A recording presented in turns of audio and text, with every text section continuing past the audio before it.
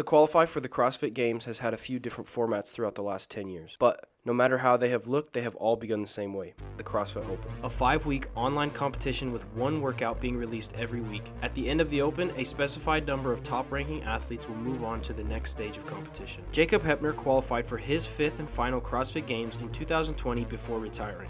But to qualify in 2020, he had to be a little clever. But this story started way back in 2018. CrossFit Open Workout 18.4 was deadlifts and handstand push-ups, but there was a new movement standard for the handstand push-up. In this new standard, you were to make a fist and put your elbow against the wall and then measure to your middle knuckle. Then you were to add 1/2 of that measurement to how tall you are, and in your handstand push-ups, your heel must go over this tape line. This was done to ensure basically that people wouldn't cheat and try to make the handstand push-up easier. This quote was taken from an article on CrossFit.com explaining the reason behind the standard. The gist is, if you have depressed shoulder blades, an arched back, or your hands are too wide on the floor, you're not going to reach that tape line. On Monday, March 19th, when the 18.4 leaderboard closed, Jacob Hepner had a score of 104 reps, which was good for 22,680th place. On Tuesday, March 20th, the following day, he posted a video of his workout on his Instagram with this caption. I'll paraphrase for time's sake. Not sure how to start this off, so I'll start by hooking you by saying I will not be qualifying for regionals. My 18.4 score was 104 reps. I am usually top 5 in handstand push-ups and handstand walking events. Unfortunately, a problem arose with this new standard. For all of you claiming if an athlete doesn't like this standard, you need to get better on your hands and fix your positioning. This is where you realize that isn't always true. We've all seen someone who struggled to hit this standard, and it was not because of bad positioning, but rather due to their anatomy. The issue lies in the measurement of the forearm instead of total arm length.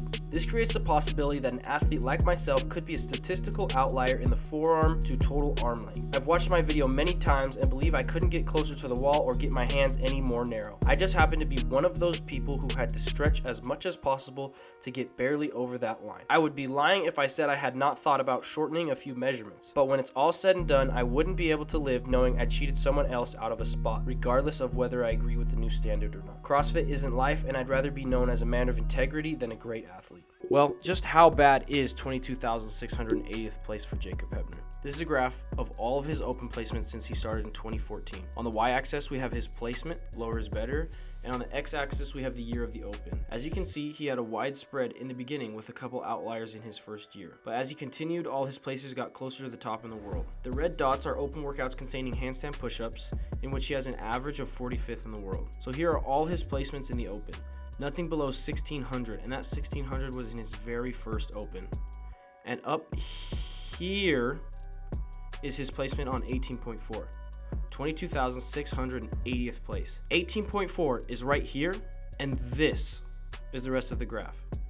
Quite the outlier. What Jacob Hepner was saying is he is a statistical outlier for the length of his forearms compared to his overall arm length. Maybe this would make some sense, as you can see in at least this part of his video that he posted. It looks like he has a pretty good position. To me, it is interesting because he is so good at handstand push-ups, he probably could have added a 3-inch plate for height help, which would be a deficit handstand push-up, and gotten a better score. Obviously, that is not an option as it is not the prescribed workout, but it's interesting that he could not meet the standard even though he is so good at handstand push-ups. When you are doing handstand push-ups, you also have to factor in the length of your humerus, which was not accounted for at all in this standard. So although he has the same height and forearm measurement as me, 5'8" and a 15-inch forearm, this doesn't account for, and what wasn't measured was the length of our humerus. So if somehow his humerus or bicep bone was an inch shorter than mine, we would have the exact same height and forearm measurement, meaning our tape line would be at the exact same spot on the wall, but his overall arm length is actually an inch shorter than mine. I could see how it would be difficult to reach the target. The bottom line is, in 2018, he could not perform the workout as prescribed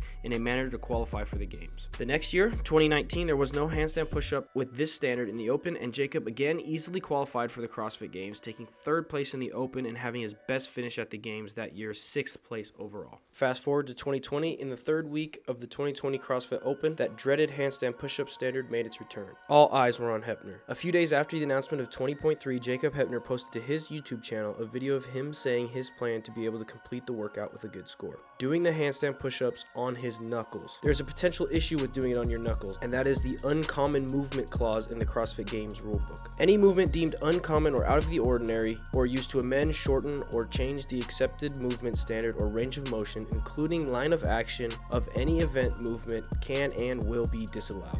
This is interesting because it is pretty uncommon to see someone do handstand push-ups on their knuckles, which is why I could see it falling under the uncommon movement clause. It also does change the range of motion for the movement, but in reality it's actually making the range of motion longer. The extra inch or two added from closing the fist is actually an extra inch or two that he has to press. Jacob Heppner said he did not reach out to CrossFit to see if this was allowed, saying he was just going to do it and let them review it and either give him a penalty or not. He did not reach out because it was either leave it up to their discretion later and put up a decent score now, or just put up a bad score now on his palms. In his video he posted on his YouTube, he did give a few good reasons why he believes it should be allowed. Number one, you are measuring to your middle knuckle in the standard. So in the measurement, your fist is accounted for. You're not measuring to your palm. The second reason he gives is that the rule states that the hand must be in contact with the floor. Well, if you look up the definition of hand, it is anything from the wrist up, so this would include your fist. After penalties had been assessed for 20.3, Jacob Heppner's score stood as submitted at 7 minutes and 22 seconds, good for 59th place worldwide.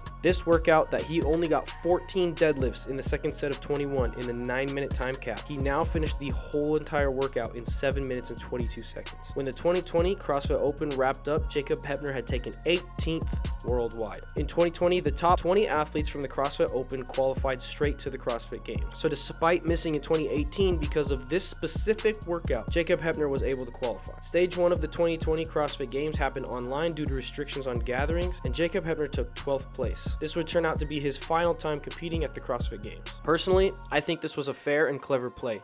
He showed he had the work capacity and just used his body in a different way to complete the work. Just like some of us use different leg clamps on ropes, some use thumb over the bar and thumb under the bar, he completed the work that was required, although maybe with a little clever rule bending. This was a smart way to give him an extra few inches. Do you think this was a fair and clever play from Jacob, or do you think he should have been hit with the uncommon movement clause?